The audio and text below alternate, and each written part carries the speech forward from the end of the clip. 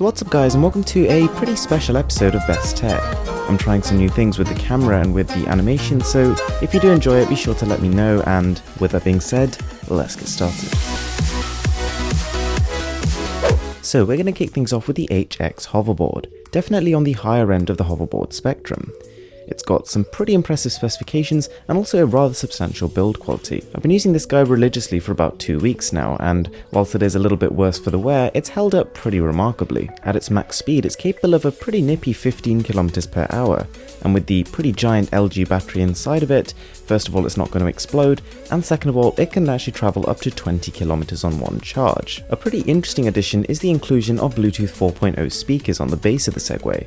They're pretty loud, very bassy, but fundamentally I can't really find a use for them. On top of that, it's pretty easy to use. The wheels are slightly larger than I was expecting, so it took a little bit of getting used to, but everyone I introduced the hoverboard to was flying around in 20 minutes. And for the thrill seekers among you, it's actually got quite a bit of power to play around with, enough to climb up slopes up to 30 degrees. So then we've got the Zhiyun Smooth Q, which is one of the most cost-effective phone stabilizers on the market. It's got a similar, if not slightly restricted feature set when compared to the DJI Osmo, but don't forget it costs half the price. It offers a pretty noticeable jump in the ability of your phone to stabilize footage, sometimes even giving the impression of having a tripod even though you're handheld. The grip is pretty comfortable to hold, but more importantly houses a battery that can give you up to 10 hours of continuous use. And I have to say, it's been a very reliable tool.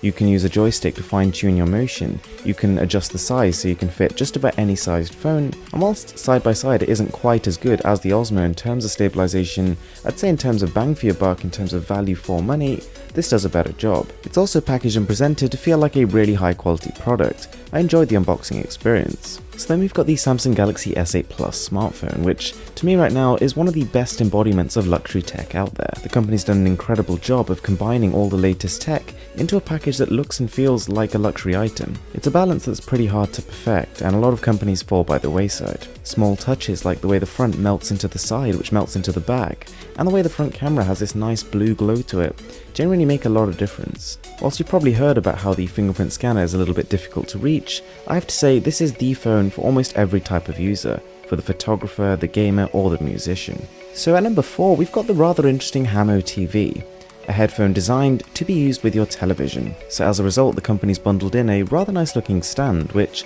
not only lets you store and charge your headphones, but also connect them wirelessly to your television. Now, considering their price, these are a good sounding pair of headphones.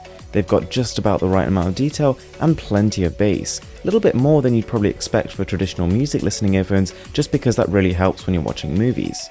Having said that, they are also pretty great for listening to music. They've got nice plush cushions which block out a lot of noise and are also very comfortable for long periods of time.